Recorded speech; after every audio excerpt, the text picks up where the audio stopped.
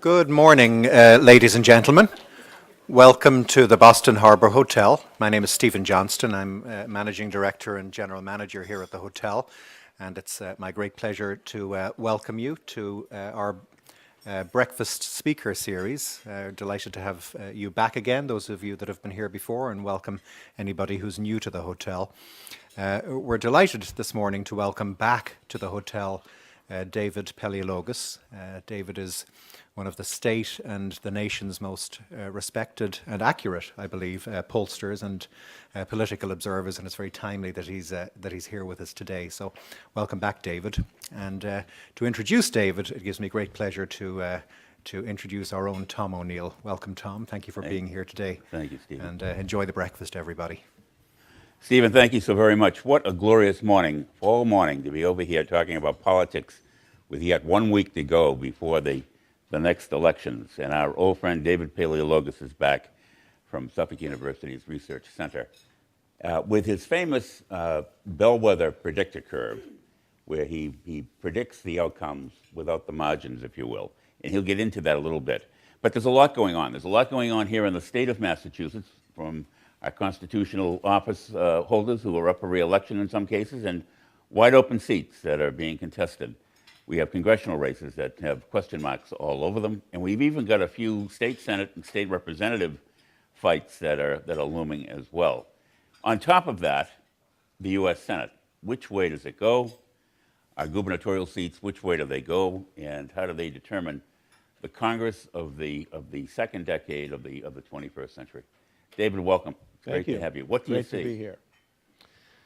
Well, starting in the states outside of Massachusetts, it's going to be a challenging time for the Democratic U.S. Senate candidates because of the events that have transpired since the last presidential election, where Barack Obama was quite popular nationally. So you've got job approvals lower, his disapproval is higher, his unfavorability is higher, and that's beginning to impact a lot of the races. I do the polling for USA Today now, in addition to the Boston Herald, and yesterday we released Louisiana. Senator Landrieu will make the runoff, but she's going to have a tough general election. The way it's structured, currently in Louisiana. Colorado, our polling had the challenger Republican, Gardner, the Republican, beating Mark Udall. And a lot of this really isn't the fault of the candidates. For example, Senator Landrieu's unfavorable among the very likely voters in Louisiana was 54%. Barack Obama's was almost 60%. And so what the Republicans are doing, whether it's justified or not, is they're interchanging Barack Obama, Obamacare with Democratic candidates. And so that's potentially problematic. So how do you see the outcome next Tuesday for the U.S. Senate? Too close to call, or? Well, Nate Silver has done, a pretty good analysis, aggregating not only the polling, but a number of other statistical indicators. And, he's looking at a probability of a Senate of 53 Republicans. So according to his analysis, based on all of the polling, it looks like both the House and the Senate would be Republican. Closer to home, we had a week ago a Boston Globe poll with Charlie Baker up 9 points over his challenger, Martha Coakley. Yesterday this morning we had a Channel 7 poll where Charlie Baker was leading by 4 points, 45-41. And last week, or I guess it was over the weekend, we had the New York Times poll with Martha Coakley up by a few points. 4 points, yeah. How do you see it? I got a lot of calls about this last night. Well, whose poll is right? Is Baker up 9? Is Coakley up 4?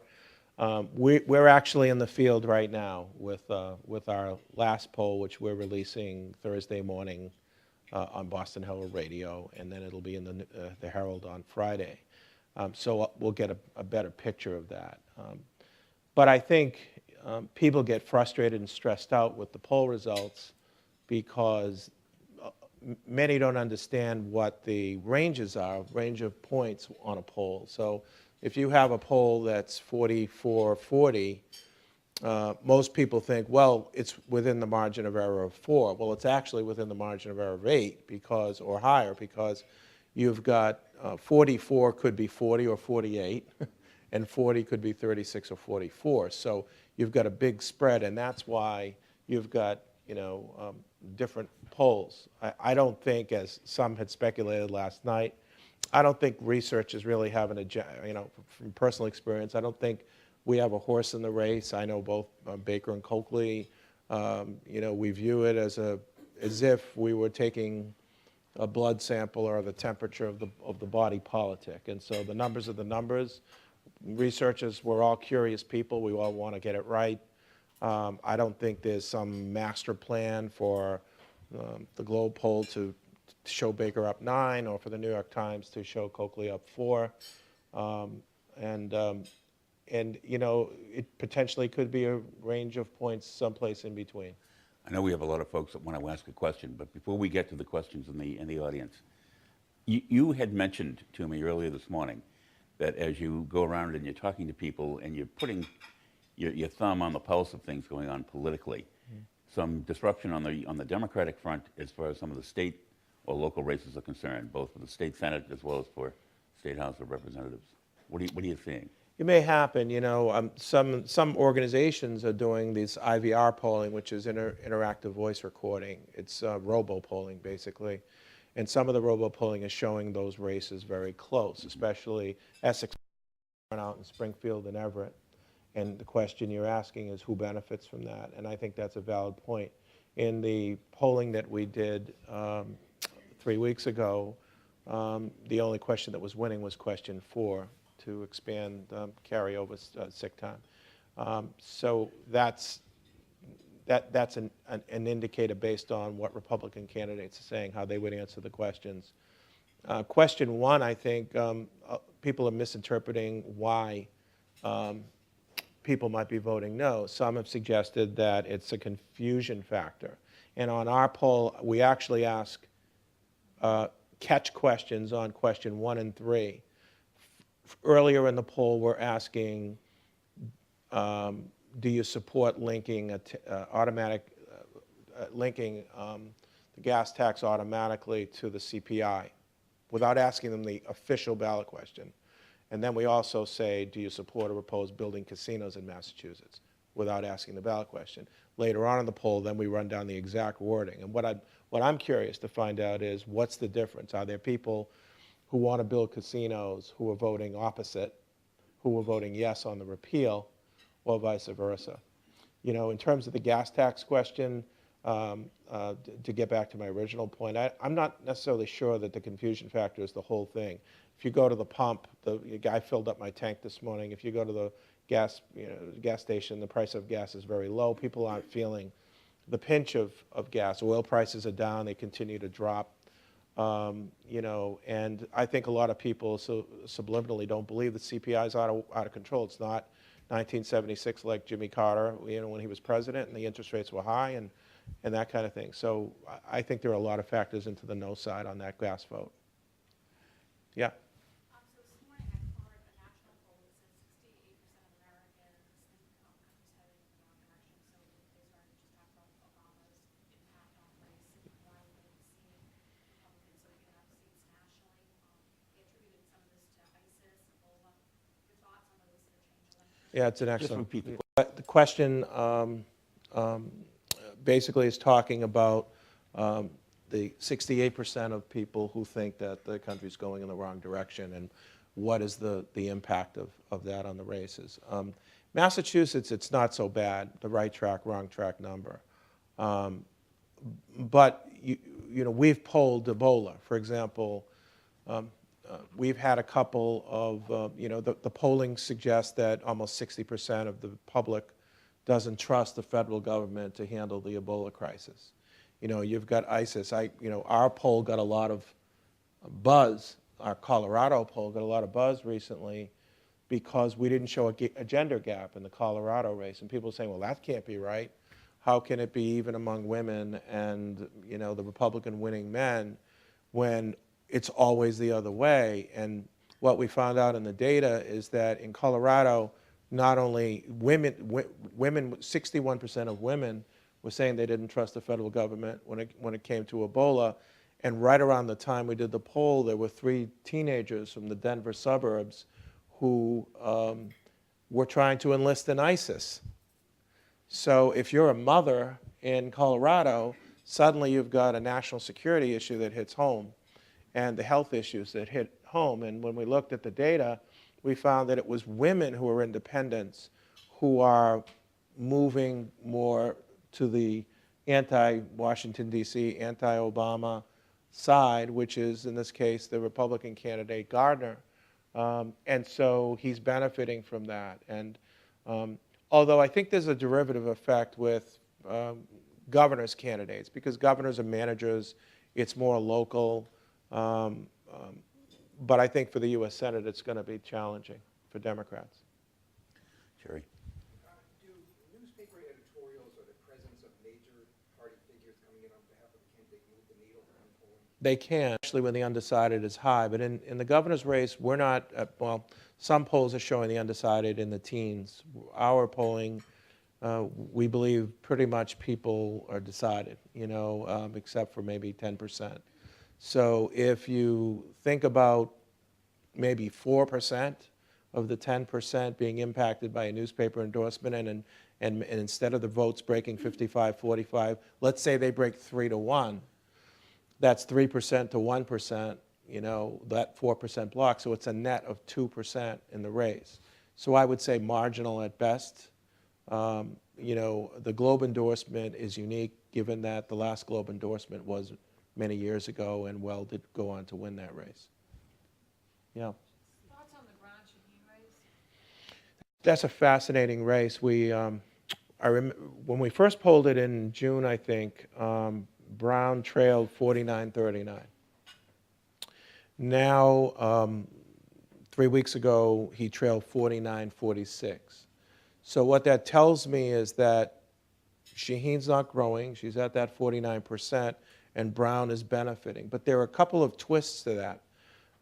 Number one, you've got Brown's unfavorable is still higher than his favorable, and it's close to 50%. In our polling, it was in the high 40s. So Shaheen's strategy, I believe, was based on polling that told her she wasn't growing, and it would be very difficult for her to get over 50%.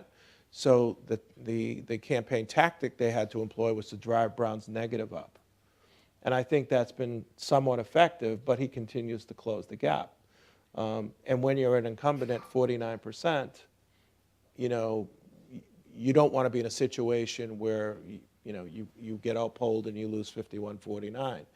So she's got to figure out a way to improve her get out the vote operation in areas like Manchester, Nashua, and so on. The other dynamic, though, in the race was something that we picked up in the polling, and that was among Republican primary voters who are not voting for Brown. So you have a jealousy factor. You have people who voted for Smith, or there were 10 Republican candidates who ran for the nomination, 10. And so when we summed up the vote, the preferences of the 9 voters of the other 9 Republican candidates, Brown had a higher negative, and a high percentage of them were either not going to vote or vote for Shaheen. So kind of a mutiny effect where Republicans were turning on Brown because they viewed him coming to New Hampshire as depriving their Republican candidate of an opportunity to win the nomination. So that's an interesting twist also. Yes? Have you guys, for Baker and Coakley, has there been any particular negative ad or negative line of attack that has stuck among the electorate? Not in the polling. We actually asked the question about, do you trust Charlie Baker on women's issues? Because he was getting hit on that. And more people said they did trust him on women's issues. Now, there was a gender gap in that question, so more men thought that he was trustworthy, less women. And on the flip side, the Coakley ad saying that she was an outsider and she wasn't one of the boys we tested that in the poll, and we said, is Martha Coakley, an agent of change, or is she a political insider? And people said she was a political insider. So they weren't buying the fact that she was an outsider. So I don't see either ad as being clear-cut effective, at least according to the last poll. Yeah, Ben. Just as a follow-up to Alex, what do you see as being the principal motivating issues among Baker and Coakley supporters for their respective candidates? I think vision and leadership. When you think about we've been spoiled. We've had some really amazing governors, whether you're a Democrat or Republican. And so I think people are looking at Martha Coakley and Charlie Baker, having seen Deval Patrick, Mitt Romney, Bill Weld, Cellucci. I mean, you had some real, you had people who had that certain something, that vision.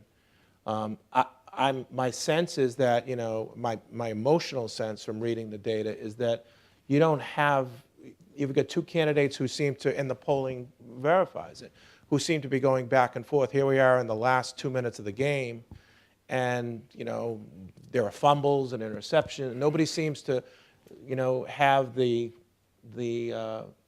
qualities to close properly. And that's what we're seeing. And of course, Charlie Baker didn't close out when Deval Patrick, his unfavorables were low when he started the campaign. Martha Coakley didn't close out Brown. So you have both candidates that really aren't closers right now. And so that's why tonight's televised debate and tomorrow's debate matter a lot. Yes?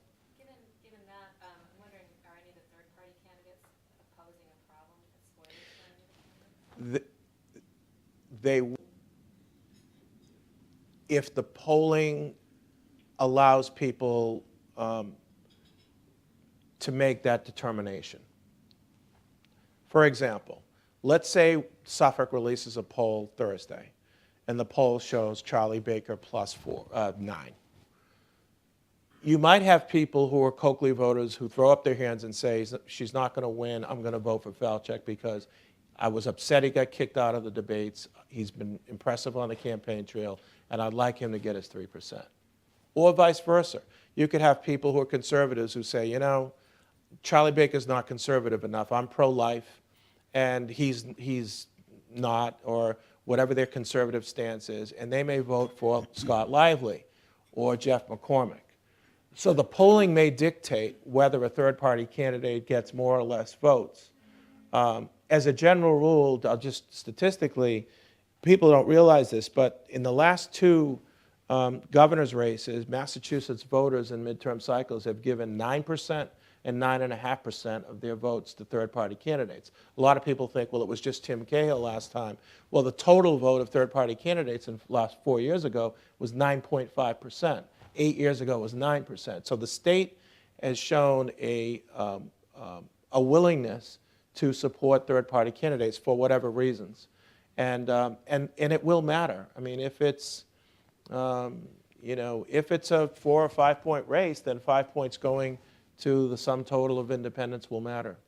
When you say neither candidate, hold on, Joe, for 1 second. When you say neither candidate has had the ability to close, let me turn that upside down. Does that mean neither candidate has really given the electorate a reason to vote for them?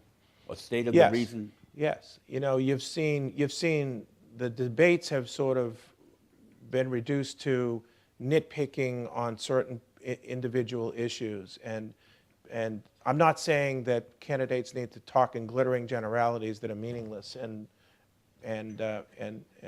misrepresenting what they're going to do, but people want a leader. A governor is a manager, a leader.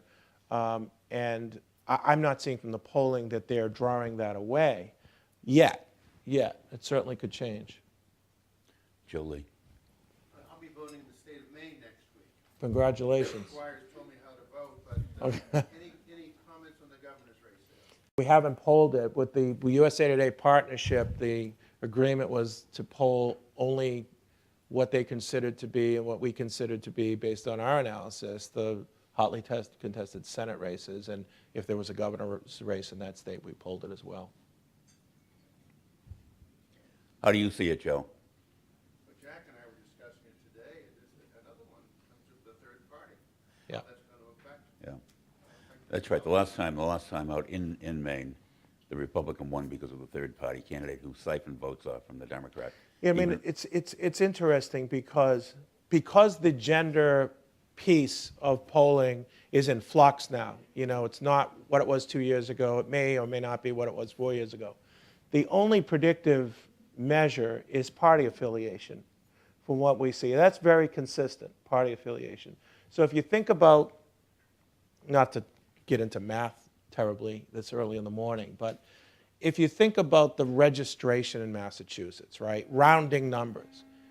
So there are about 1.5 million Democrats, all right, 1.5 million registered Democrats, 500,000 Republicans, and 2 million independents, rounding. That's if everybody voted, 100%, right? So let's say the turnout's in the 50s, 50%. Last 3 cycles, governor's races, it's been 53, 55, 54. That's what the turnout's been. So cut those numbers in half. So instead of 1.5 million, 750. How are those 750,000 Democrats going to vote? The polling tells us. The polling told us in the last poll that Baker was getting 20%. So he gets 150 out of the 750, 20%, and Martha Coakley gets 600,000. So if you look at just Democrats, it's 600,000 Coakley, 150 Baker. Coakley wins by 450,000, okay? Now you take half of the Republicans, the 500,000, and now 250,000 of them vote, and we know that from the polling, 95% are going to vote for Baker, right? So if it's 225-25, Baker wins by 200,000. So you have Coakley winning Democrats by 450, and you've got Baker winning by 200,000. So now Democrats and Republicans across the state have voted. And you've got Coakley plus 250,000, right? Going into independents. The 2 million, 50% turnout, 1 million independents. So you've got 1 million independents voting and 250,000 to make up if you're Baker. If Baker wins independents 60-40, he loses. 600 to 400. Doesn't offset the 250 between Democrats and Republicans. If he wins 70-30, he wins by 400,000, then he wins the election. So the race does come down to the independent voter. And we know from past polling that Baker will win independents. He'll win it. Question is by how many? He'll win someplace between 55 and 75.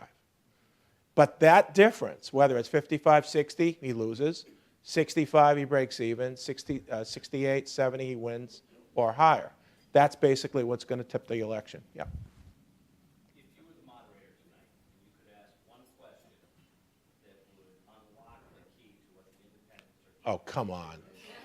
The expert. One question that you would ask that could be a game changer for one of the candidates. You know, Appealing to that independent bloc.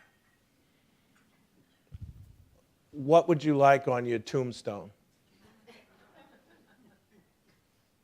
If you died tomorrow, what would you like written on your tombstone? You know, I'd like them to forget about the micro issues. How do they see themselves and their role in the state?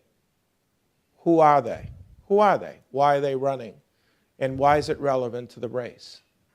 Because who you define yourself as really has to do with what your vision is, not only for your own personal goals, but for the state. You don't feel that's been asked? I don't know. Has it? Right here.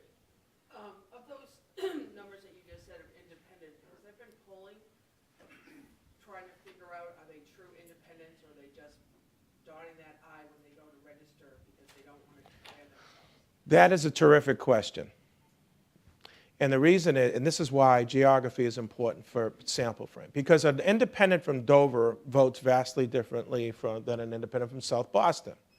And so when pollsters come away confident that they've got the correct proportion of Democrats, Republicans, and independents, it doesn't matter to me what the statewide is. It's geographically. Okay, so for us, we group Southeastern Mass and the Cape together. We group Middlesex and Essex, Worcester West. The independent makeup of independents in those different regions is different.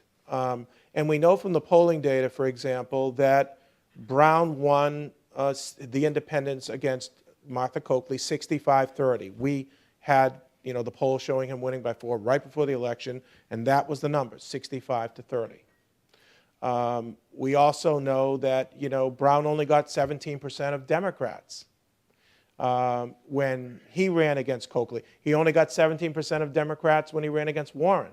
Brown 17, Brown 17. In the last poll, we had Baker getting 20% of Democrats, which is good news for him.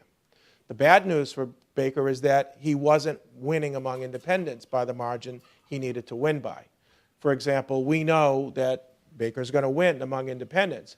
Elizabeth Warren lost to Scott Brown among independents in Massachusetts. She lost to him among independents by like 16 or 17 points. But she was smart enough to figure out, how do I get into the consciousness of those independents? And she selected women who are independents, and she went right after that. The middle class issue was key. Social issues and reproductive rights were key, and that's what she focused on. And so a lot of it is micro-targeting within the independent category. Yes? Smokey. Do you find, I hate to keep going back to the independent, but do you find that very possibly with the independent vote, that they're tired of just seeing the Democrats run this state, and that they would throw their vote in just to put, as this state has done before, put a Republican in as governor? It could be. In just that vote exercise I did where Baker has to make up 250,000 votes, here's another twist, and this is why polling is important. It's not 1 million that gets divided between Baker and Coakley, because independents have the highest probability of voting for a third-party candidate. So that might be 50,000 off the million. So now it's 950,000. So now Baker has to win by 250 to break even, with only a pool of 950, because we know from our own polling, independents have a higher probability to vote for Falchuk, McCormick, or even Lively. So Baker then has to win, 550 to 3 to break even, or 6 to 3 to win. Over here. Yeah. Can you touch briefly on the New York Times poll and discuss the methodology behind it? That's an earlier trend and how reliable? Yeah. Nate's got ratings of all the polling. It's a YouGov poll. It doesn't poll as high as in terms of accuracy, but I'm not. I mean, I've had polls that we've produced. I've been killed by people, but I don't want to reciprocate that. I spoke with Kit Seeley from the New York Times yesterday, and I wasn't going to shoot down the Globe poll showing Baker winning by 9, nor would I shoot down their poll. They could be right. Coakley could win by 4. She was winning by 1 in our last poll. The Globe could be right. Baker could win by 9. There could be, as you had suggested, independents basically being a holding place, the undecideds, for an anti-incumbency wave that's out there. It could very well be. But what I look for in the crosstabs, and they appeared to be okay, but we put out 300, 400 pages of crosstabs for every poll we do. I mean, we don't sleep, basically. Most pollsters put out 10 pages, 15 pages of just the generic crosstabs. I mean, we crosstab everything by everything in our reports, it's good. It's a lot of exposure, but we're a university. We want to learn, and if Nate or somebody can point something out that we need to look at, next time we poll, we'll take a look at it. But it's worked out pretty well. But I mean, ultimately, what happens tonight in the debate and tomorrow night is going to drive, I think, a lot of those undecideds. Yes, Laura? Can I ask another question? You must talk to a lot of people like I did at the kind of core this morning, maybe not wanting to give away your headline for Thursday, but I think Laura, just speak up a little bit so the folks over here can hear you. sorry. People are saying it's a 5-point race, and I think even the Coakley and Charles half are down 5 points. I think Friday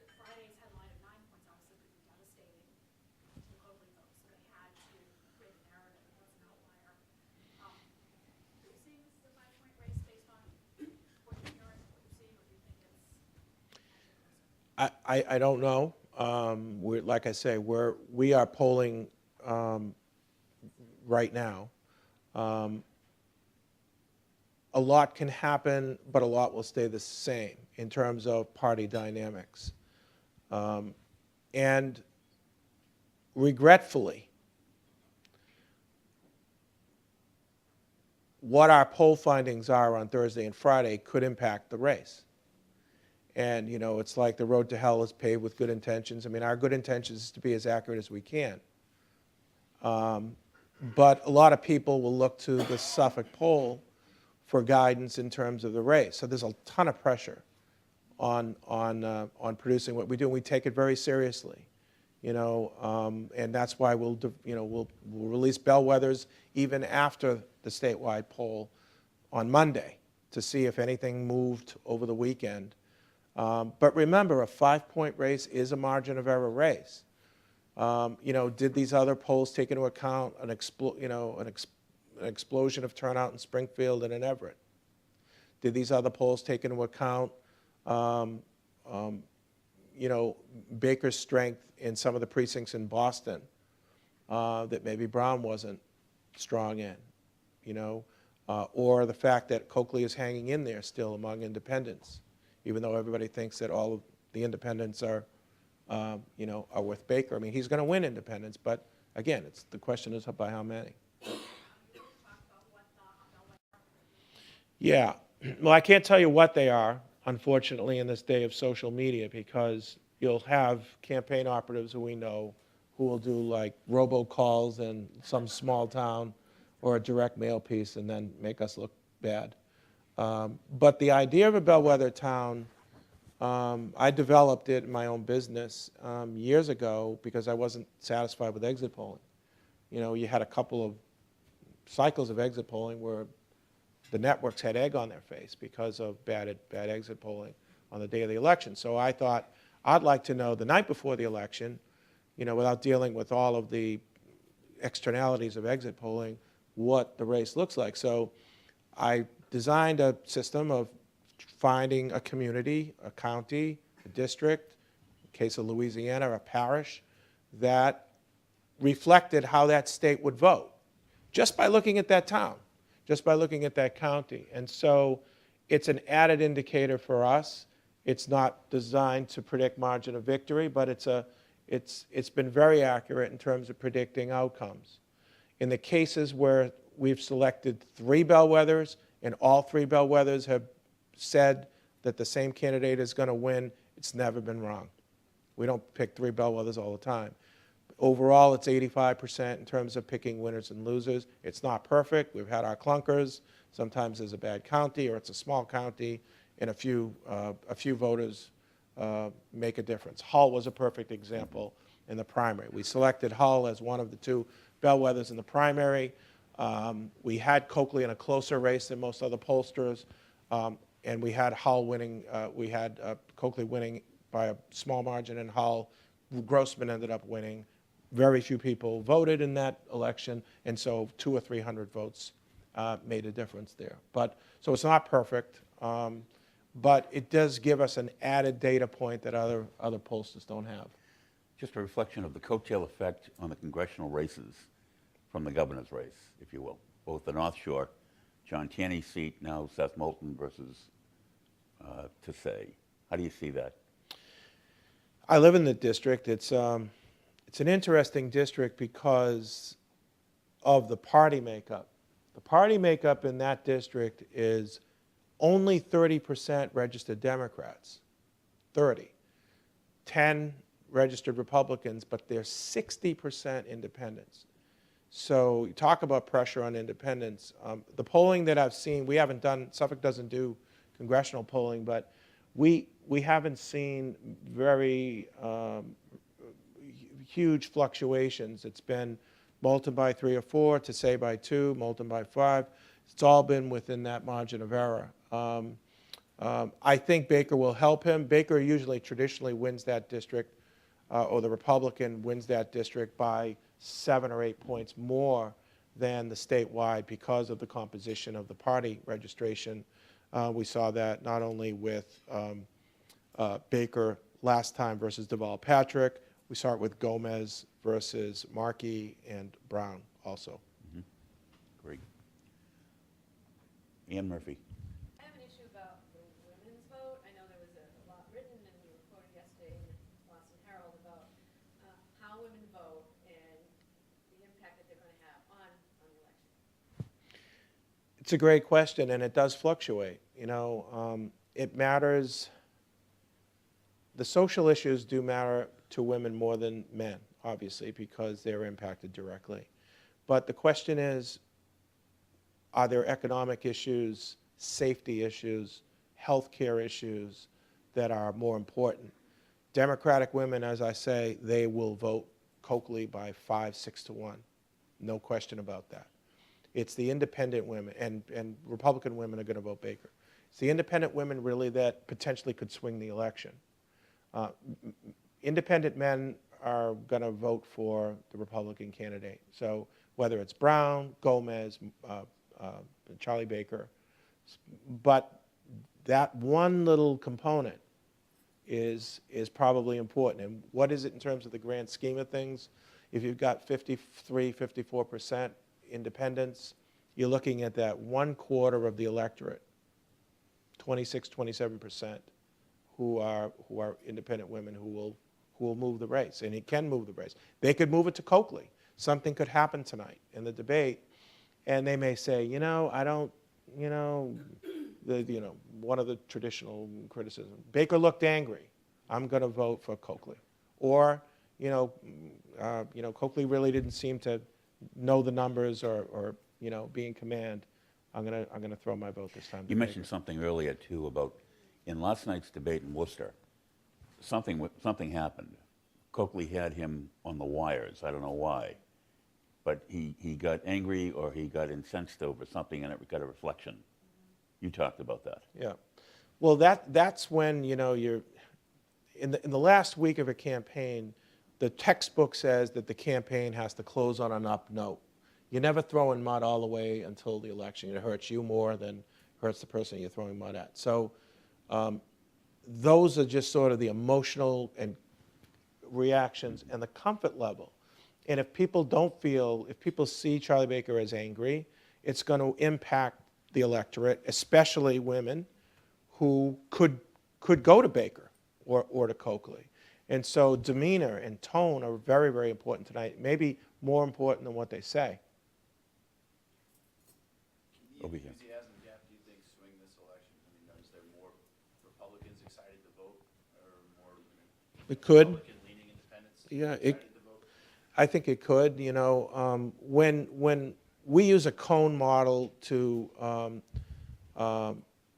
gauge likely voters, and a cone model means the beginning of a campaign in April, May, June, we may poll registered voters who are very likely, somewhat likely, or 50-50. Then as we get closer to the election, September, we poll likely voters. So we screen out the 50-50s. Very likely, somewhat likely, we screen out the 50-50. And then within the last 15 or 16 or 18 days, we screen out the somewhat likelies, because we only want to interview people who are very likely to vote or who have already voted in the case of states where they have early voting.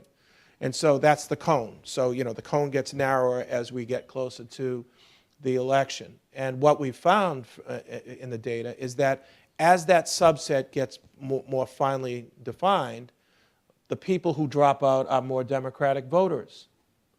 And, they're not enthusiastic. There is a gap. There is an enthusiasm gap. The people who got the election day on their calendar and they're counting down the days are conservatives and Republicans, who, from their point of view, have waited 2 years to make a statement and a referendum on the president. However, some of the Democratic candidates, if they're smart, they know where their pool of voters are, right? Urban areas. And so you don't need to persuade if you're a Democrat. There's no persuasion needed. All you need to do is find people who are sitting in Springfield, Brockton, Worcester, Boston, Worcester, New Bedford, Fall River, get in those neighborhoods, find the people. You don't have to convince them. You know that they would, if they got to the polls, they would vote Democratic and get them to the polls. Now, they're not showing any interest like they did 2 years ago with not Barack Obama's off the ballot. They could care less between Baker and Coakley. That's what they're telling us in the polling. And so she, Martha Coakley, and Democrat legislative candidates for state rep and state senator whose careers are on the line, they have to figure that out. And they've got to go in and get those people precinct by precinct. Is that similar then to what Deval Patrick faced, or is it different? Because in 2010 was supposed to be the conservative year. I mean, I think there was a firewall, and part of it was that in Massachusetts, Deval Patrick didn't get 50% of the vote, right? So when he ran, everybody, and he polls now 58% job approval or whatever, a lot of people don't realize that because of the presence of the independent candidate, he never got to 50. So, if it was a two-person race, we don't know how that dynamic would have happened. But, in a lot of ways, Tom and I have talked about this, Massachusetts is a firewall too. We sort of go to a beat of a different drummer. You could see a scenario where two congressmen who are Republican get elected, in the state, or it could be another Democratic sweep. Yeah. Tom,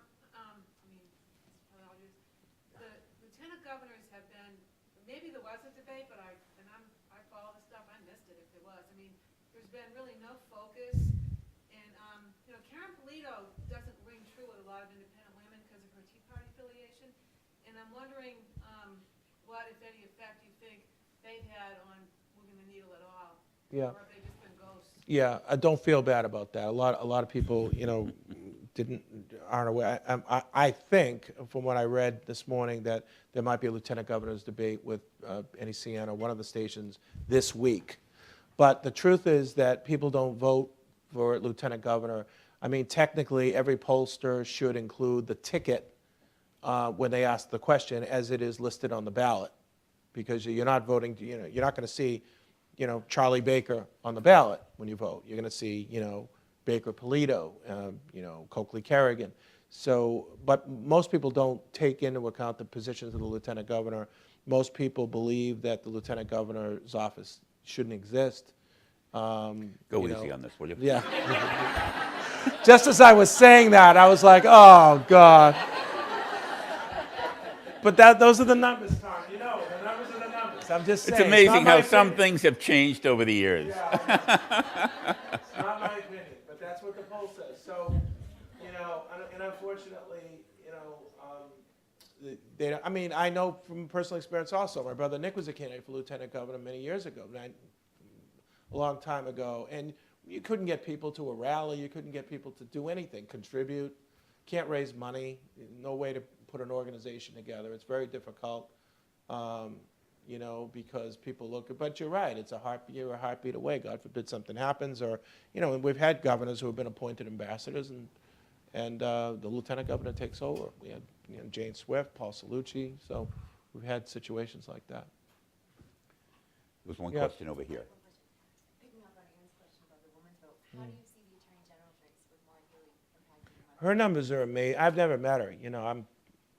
I come out because Tom ordered me to come here, and I said I'll do it. But I'm really, you may see the TV thing or anything, but I'm really a recluse by nature. I don't go to parties. I don't, for the most part, unless Tom invites me, of course. But and so I don't know her. I've never met her. I feel like I know her because we've polled her, but I don't really, and a lot of the candidates I've never met. And but what I've seen in the polling is amazing. She's got amazing numbers. She's got amazing numbers, and I could see her easily being a U.S. senator or a governor based on that appeal. And the fact that she took a position against Martha Coakley on casinos, that was huge. And she's an ex-athlete, and Boston's a sports town, and she's just got that. She's got that thing that you see in leaders. Charlie Baker, Deval Patrick, and Mitt Romney, and of previous governors, Elizabeth Warren. I mean, she's in that mold. And, provided, nothing, I mean, I think she easily wins for AG, and provided that nothing earth-shattering happens in her career, she, if Martha Coley were not to win, she probably would have an excellent chance of making history as the first governor. There's a question over here. I thought you had your hand raised. Yes. Are you seeing any trends in the first-time voters or under 30 voters in terms of their likelihood of voting and awareness of issues? Yeah, it's low. And I can tell you, it's low in the polling. I mean, if you look at the ages and the profiles of Baker and Coakley, what is it about them that attracts a 22-year-old, right? And the issues that they're talking about. And I can say anecdotally at Suffolk, I was talking to Ken Cosgrove over at Suffolk yesterday about this, we're not even hearing any buzz in the classrooms or anything about this election. So, 2 years ago, there were, lots of activity for Barack Obama, Mitt Romney, lots of buzz, people volunteering on campaigns. It's, and I don't think that's unique to our university. I just think that, it's indicative of, a lack of a connection to those voters. So does Scott Brown attending Keggers at UNH tailgate before the games, does that connect and turn into a vote? It might, it might. I was actually asked, I must have said something that piqued the curiosity when I was talking about Martha Coakley about 2 or 3 weeks ago after the last poll.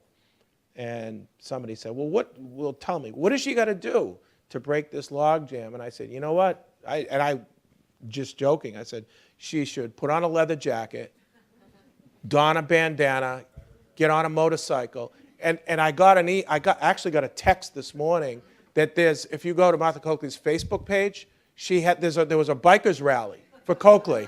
And there she is in front of a bunch of bikers. I was like, wow. Amazing. Who knew you had that kind of an effect? God. Did you have another follow-up question?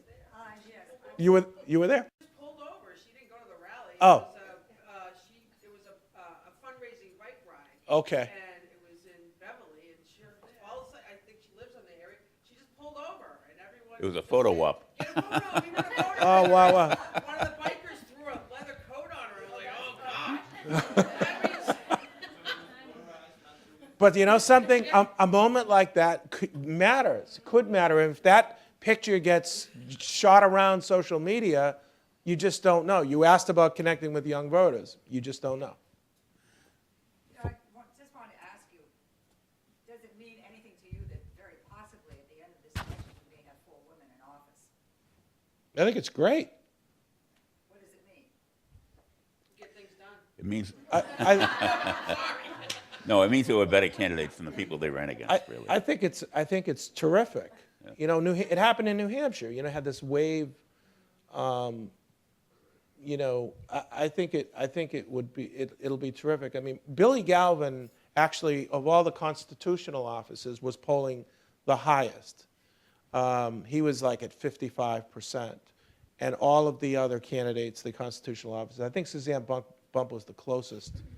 And that stood to reason because she hasn't had a fight or a campaign, and less people said that they were voting for her, but she was still leading. And I also think it sets up 2016, right? It does set up 2016 in terms of what happens at the presidential level. And, when there was a question about right track, wrong track, right? If people are looking for real change and solutions, I mean, that might be something that not only will help the state, but think of all of the women, like I try to encourage women in my classes who are afraid to run for office to put their toe in the water and give it a shot and to run, And we've had a couple of instances where women have won who were afraid at first, just give them a little nudge, encourage them. That, what you're suggesting, would be huge because Look at the legislature. What percentage, Laura would know this, what percentage of the legislature are women? It's 1 out of 4. 24. Now, is that representative of the voting population or the census of population, what the census calls it, inhabitants? Of course it isn't. So I think it's a huge opportunity, and I can't wait. Democrat or Republican, by the way. Not just Democrat or Republican. It's 9 o'clock, and it's time to go back to work. Okay. In everyday jobs. But parting shots, parting thoughts, as you reflect with 1 week out. I would say this. Will Buddy Cianci win in Providence, Rhode Island? He might. He was the early favorite in the polling. I couldn't do his polling this cycle, but I think that you're going to see a lot of polls here. Parting thoughts. You're going to see a lot of polls come out before our poll and probably after our poll. And I would say, as passionate as you are for your political party or your candidate, don't out the outlier. What you think is an outlier might be exactly what is the reality. And I can say that because I've been on the other end. We had Hillary Clinton winning New Hampshire. The whole world had Barack Obama winning in a landslide. I was persecuted that day, made fun of, mocked at the Radisson Hotel all day, in election day. And I know what it's like to be way out different than everybody else. So if you see a poll like the Globes or like the New York Times that are miles apart, they could be right. And so give them the benefit of the doubt. We all try to get it right.